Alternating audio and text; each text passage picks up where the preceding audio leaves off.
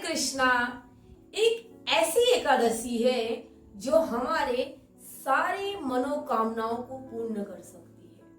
वो एकादशी है कामदा एकादशी, जो इस बार दिन रविवार को आ रही है। इसका पारण का टाइम है सोमवार सुबह 6:23 से 7:12 तक। ये एकादशी का आरंभ कब से हुआ? चलो हम जानते हैं हमारे शास्त्र पद्म पुराण से। पद्म पुराण में बताया गया है एक असुर था जिसका नाम था शंखासुर। शंखासुर नामक एक राक्षस भगवान ब्रह्मा जी का वेद लेके भाग जाता है। ब्रह्मा जी भगवान विष्णु के पास जाते हैं और कहते हैं कि प्रभु शंखासुर मेरा वेद लेके भाग गया है। भगवान विष्णु हैग्रीव अवतार लेके उसका वध करते हैं और वध करके वेद को ब्रह्मा जी को देते हैं। शंखासुर का एक पुत्र था जिसका नाम था मूर।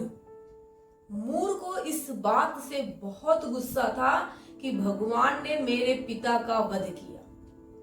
मूर को भगवान से युद्ध करना था, लेकिन भगवान से युद्ध करने के लिए उसको बल चाहिए था। वो बल पाने के लिए हमारे भोलेनाथ शिव जी की तमोगुनी तपस्या करता है और तपस्या करके भगवान शिव जी को प्रसन्न करता है और भगवान से वरदान मांगता है कि मुझे शक्ति दो। हमारे भोलेनाथ इतने भोले हैं कि अगर उनकी तपस्या कोई मनुष्य हो या पशु हो या असुर हो, कोई भी करे, भगवान खुश हो जाते हैं, शिव जी खुश हो जाते हैं। इसीलिए तो उनका नाम भोलेनाथ है। खुश होके तपस्या स्वीकार करके उनको आशीर्वाद दे देते हैं। जैसे ही उसके पास शक्ति आती है, उसका पिता तो सिर्फ ब्रह्मा जी को परेशान कर रहा था, लेकिन ये सारे देवताओं को परेशान करना आरंभ कर दिया। सारे देवता भगवान विष्णु के पास जाते हैं और कहते हैं प्रभु, पिता तो सिर्फ ब्रह्मा को परेशान कर रहा था, ये मूर तो हम सबको परेशान कर रहा है। भगवान विष्णु कहते हैं कि मैं मूर के साथ युद्ध करूंगा। भगवान विष्णु मूर से युद्ध करना आरंभ करते हैं। युद्ध करते करते कई दिन बीत जाते हैं। भगवान विष्णु युद्ध क्षेत्र से भाग जाते हैं। वैसे हमारे भगवान का एक नाम है रणछोड़। उनको युद्ध से भागना अच्छा लगता है।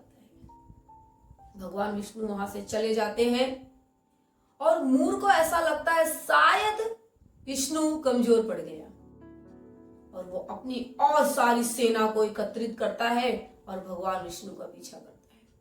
पीछा करते हुए जब जाता है, देखता है कि भगवान विष्णु तो एक गुफा में आराम कर रहे हैं। मूर को बहुत गुस्सा आता है कि मैं यहाँ इतना परेशान हो रहा हूं, मैं यहाँ इतना गुस्से में हूं और ये आराम कर रहा है।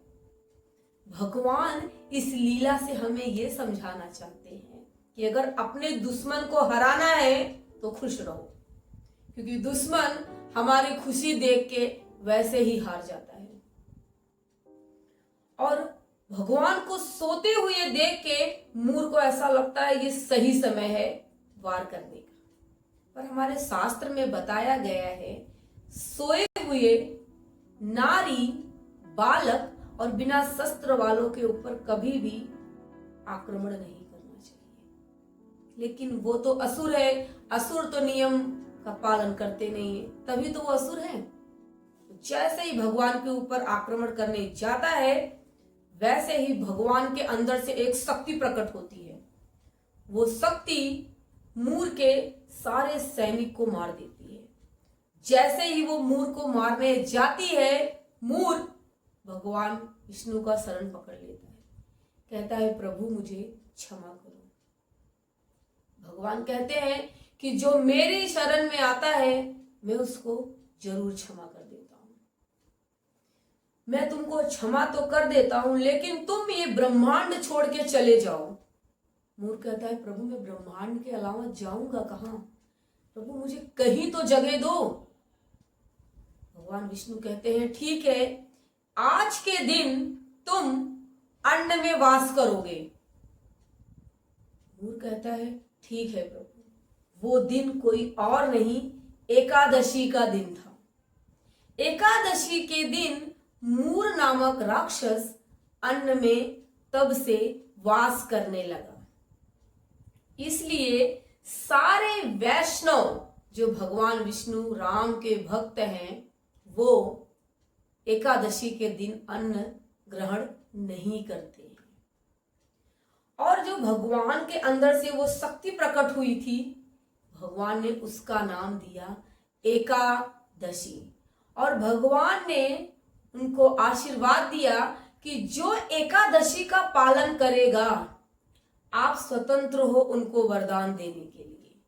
जो भी एकादशी का पालन करता है, एकादशी देवी उनको वरदान देती हैं कि आप भगवान विष्णु के प्रिय हो जाओ। क्योंकि हमें धन पैसा थोड़ा मेहनत करेंगे मिल जाएगा, लेकिन भक्ति सुदुर्लभ, भक्ति बहुत ही दुर्लभ है, वो आसानी से मिलती नहीं है। अगर भक्ति चाहिए तो हमें एकादशी का पालन करना चाहिए।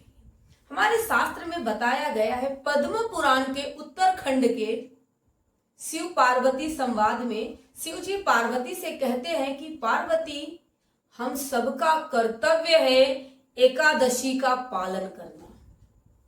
हमारे शिव पार्वती भी एकादशी का पालन करते हैं, यहां तक हनुमान जी भी एकादशी का पालन करते हैं, क्योंकि वो राम भक्त हैं। जो वैष्णव है वो एकादशी का पालन करता है। शिव जी तो वैष्णवा नाम यथा शंभु, वो तो वैष्णवों के शिरोमणि हैं, वो तो एकादशी करते हैं।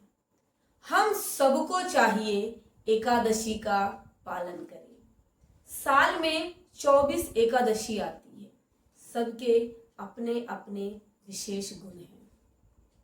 हम सबको चाहिए, कृष्ण पक्ष हो या शुक्ल पक्ष हो, दोनों एकादशी का पालन करना चाहिए, क्योंकि मूर नामक राक्षस दोनों एकादशी के दिन वास करता है।